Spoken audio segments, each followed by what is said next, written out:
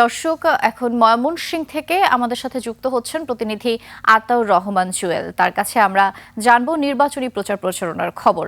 জুয়েল, ময়মনসিংহে ভোটের হাওয়া কেমন দেখছেন? ওখানকার সবশেষ খবর আমাদের জানান।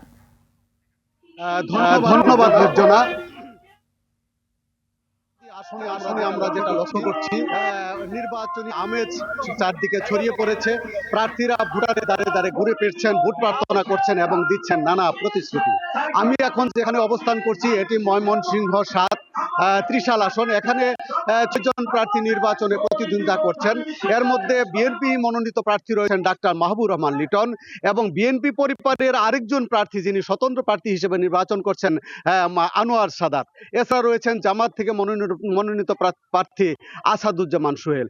এখানকার ভোটাররা যেটা বলছেন, এই ৩ জন প্রার্থীর মধ্যেই একটি প্রতিদ্বন্দ্বিতা হবে এবং সৌহার্দ্যপূর্ণভাবেই ত্রিশালে এখন পর্যন্ত সুন্দরভাবে প্রচারণা চলছে। এখন পর্যন্ত ত্রিশালে কোনো অঘটন এখনো ঘটেনি।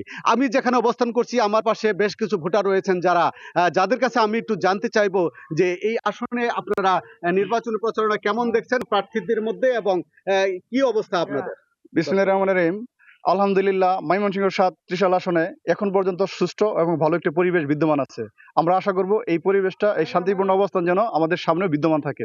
তবে সারা বাংলাদেশে অনেক জায়গায় অপ্রীতিকর ঘটনা ঘটছে এবং নির্বাচন কমিশন এবং সরকার এবং প্রশাসনকে আমরা অনুরোধ জানাবো যাতে এই ত্রিশালের মতো সারা বাংলাদেশে শান্তিপূর্ণ এবং অবাধ নির্বাচনী পরিবেশ বিদ্যমান থাকে। হ্যাঁ, ধন্যবাদ আপনাকে। হ্যাঁ নির্জন, আপনি শুনতে পাচ্ছেন যে একজন ভোটার বললেন যে বিশেষ করে ময়মনসিংহ বিভাগের শেরপুর জেলায় ঝিনাইগাতীতে বিএনপি এবং জামাত কর্মী সমর্থকদের মধ্যে সংঘর্ষে একজন জামাত নেতা মারা যাওয়ায় ভোটের হাওয়ায় কিন্তু উত্তেজনাও ছড়িয়ে পড়েছে।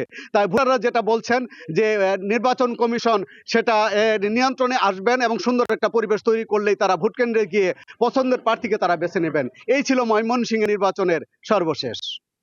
জুয়েল, অসংখ্য ধন্যবাদ আপনাকে।